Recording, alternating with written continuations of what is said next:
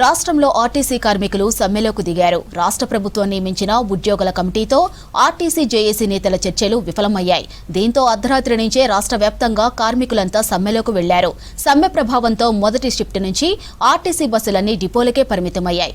అయితే ప్రజా రవాణా వ్యవస్థ పూర్తిగా స్తంభించకుండా జనం ఇబ్బందులు పడకుండా ఉండేందుకు ప్రభుత్వం ప్రత్యామ్నాయ ఏర్పాట్లు చేశారు.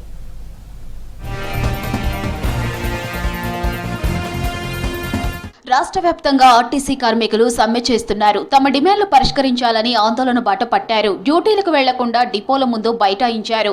దీంతో గ్రేటర్ హైదరాబాద్లోని బస్సులన్నీ డిపోలు, బస్టాండ్లకే పరిమితమయ్యాయి.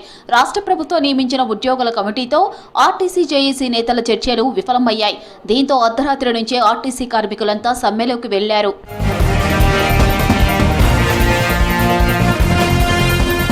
ఆర్టీసీ సమ్మె వెనుక రాజకీయ కుట్ర ఉందని ఆరోపించారు రవాణా శాఖ మంత్రి పొన్నం ప్రభాకర్. కార్మిక సంఘాల నేతలు బీఆర్ఎస్ కు అనుకూలంగా ఉన్నారని చెప్పారు.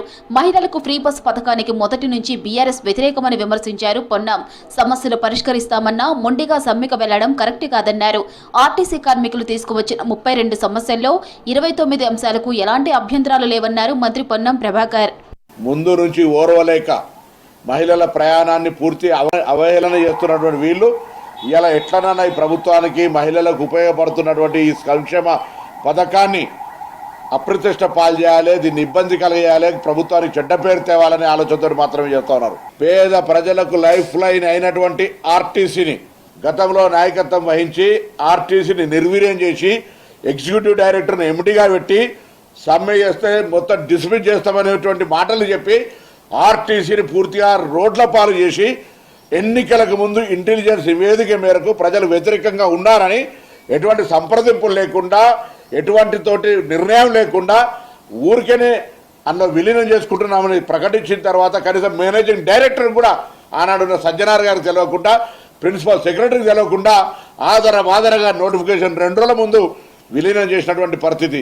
ఆర్టీసీ సమ్మెకు ప్రతిపక్ష బీఆర్ఎస్ పార్టీ మద్దతు ఉంటుందన్నారు మాజీ మంత్రి శ్రీనివాస్ గౌడ్. సమ్మె వెనుక కేసీఆర్, హరీష్, కేటీఆర్ తాను ఉన్నామని తెలిపారు. బీఆర్ఎస్ తో పాటు అన్ని పార్టీలు ఉన్నాయని చెప్పారు. బీఆర్ఎస్ సర్కార్ పవర్లోకి వచ్చి ఉంటే ఆర్టీసీని విలీనం చేసేవాళ్లమన్నారు. సీఎం రేవంత్ రెడ్డి జోక్యం చేసుకుని ఆర్టీసీ కార్మికుల సమస్యలను పరిష్కరించాలన్నారు శ్రీనివాస్ గౌడ్. సమ్మె వెనుక మేమందరం ఉంటాం, కమ్యూనిస్టులు అందరూ ఉంటారు, బీజేపీ వాళ్ళందరూ ఉంటారు, కాంగ్రెస్ పార్టీలో ఉన్న వాళ్ళందరూ ఉన్నారు ఆల్రెడీ. ఉట్టి ఒక పార్టీ మీద బూచి చూపించి తప్పించకపోతామంటే కాదు. అది ప్రతి ఒక్కరం తెలంగాణ సమాజం ఉంటుంది వాళ్ళ వెంబడి 100%. మీరు ఇమ్మీడియట్గా చర్చించి సాల్వ్ చేయండి. ఇమ్మీడియట్గా జియో ఇష్యూ చేయండి. గవర్నర్ సంతకం అయింది కదా, పిలిపించేయండి. గవర్నర్ సంతకం అయింది, పిలిచి సంతకం పెట్టేసి అబ్జర్వ్ చేస్తున్నామని చెప్పండి. ఆర్టీసీ కార్మికులు వెంటనే సమ్మె విరమించాలన్నారు ఆ సంస్థ ఎండీ నాగిరెడ్డి. ఆర్టీసీ జేఏసీ చేసిన 32 డిమాండ్ల విలువ 35,000 కోట్ల రూపాయలని చెప్పారు.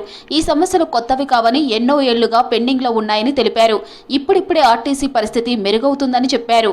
ఆర్టీసీ జేఏసీ నేతలు సమ్మెను విరమించి చర్చల్లో పాల్గొనాలని సూచించారు ఎండీ నాగిరెడ్డి.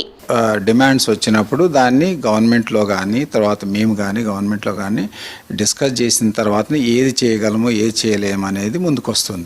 సో కాబట్టి మీ ద్వారా కార్మికులందరికీ కోరేది ఏంటంటే, ప్రజలకు కూడా కోరేది ఏంటంటే, ఈ యొక్క స్ట్రైక్ ఏదైతే ఇల్లీగల్గా చేస్తున్నారో ఇది యాక్చువల్గా ఆల్రెడీ లేబర్ కమిషనర్ డిక్లేర్ చేసినారు, అది ఇల్లీగల్ స్ట్రైక్ అని చెప్పేసి అది వెంటనే విరమించవలసిందిగా నేను కోరుతున్నాను. ప్రభుత్వము సమస్యని పరిష్కారం చేసే దానికోసం ఆల్రెడీ ప్లాన్ చేసినారు. సో దాంట్లో పార్టిసిపేట్ చేయవలసిందిగా నేను కోరుతున్నాను. కార్మికుల సమస్యలపై జాయింట్ కమిషనర్ ఆఫ్ లేబర్ దగ్గర చర్చలు కొనసాగుతున్నాయని తెలిపారు ఆర్టీసీ ఎండీ నాగిరెడ్డి. ఈ ప్రక్రియ ముగియక ముందే సమ్మెకు వెళ్లడం చట్టరీత్యా నేరమన్నారు. చట్టవిరుద్ధంగా సమ్మెలో పాల్గొంటే వేతన కోతతో పాటు క్రమశిక్షణా చర్యలు తీసుకునే అవకాశం ఉంటుందన్నారు. ఇది కార్మికుల భవిష్యత్తుపై, వారి కుటుంబాలపై తీవ్ర ప్రభావం చూపుతుందన్నారు ఎండీ నాగిరెడ్డి. మొత్తం డిమాండ్స్ చూస్తే దాదాపు 35,000 కోట్లకు సంబంధించినటువంటి డిమాండ్స్ ఉన్నాయి అందుట్లో.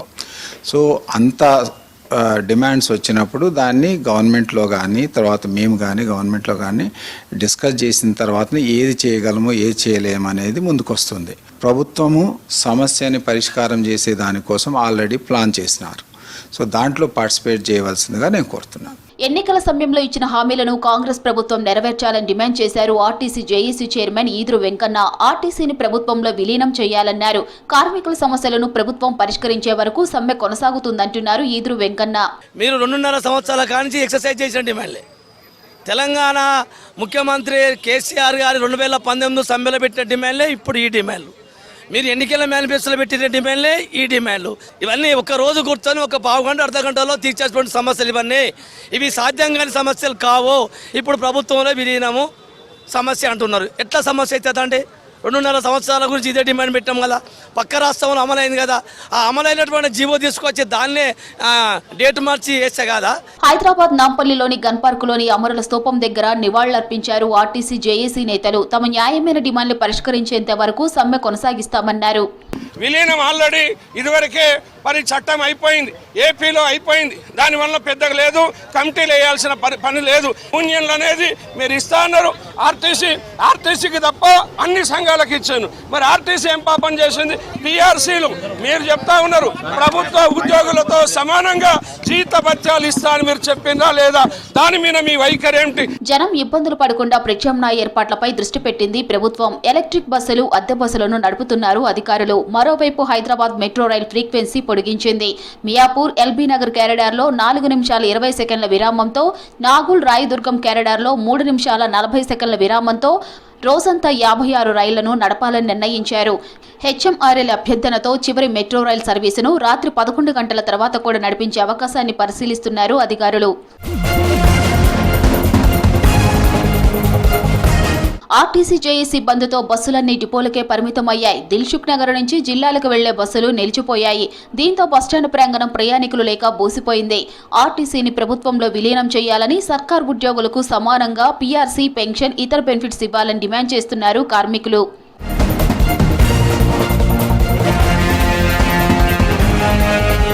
ఆర్టీసీ కార్మికులు సమ్మె విరమించి విధుల్లోకి చేరాలని పిలుపునిచ్చారు అధికారులు. మరోవైపు ప్రయాణికులు ఇబ్బందులు పడకుండా ఈవీలు, అద్దె బస్సులను నడుపుతున్నారు. సిటీలో మెట్రో సర్వీసులను పెంచారు.